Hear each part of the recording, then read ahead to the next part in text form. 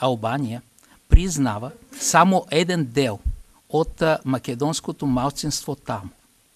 Значи не признава и не дава можност, значи, на македонците в Албания да се изяснат, да имат значи, свои училища.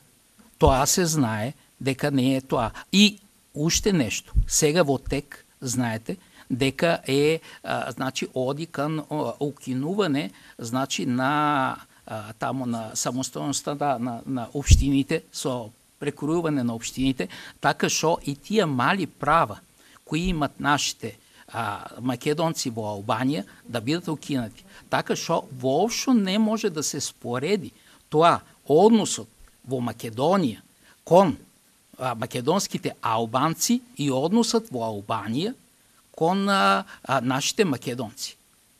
Вие знаете дека, значи, тука македонските албанци даже прават притисок и оценуват македонската влада, а ние там шо имаме? Какви права имаме ние там? Така што тоа не е точно.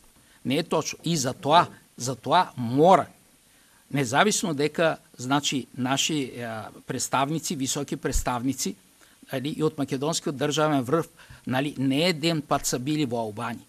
Тие мислиме дека мора, значи, директно да стават прашање, да кажат така, кое јас го кажах пред малку. Почит за почит. Вие ќе имате такви права во Македонија, како што ние имаме, нашите македонци имат такви права во Албанија или во Косово. Ни повеќе, ни помалку. Толку. Крај. Завршена приказна.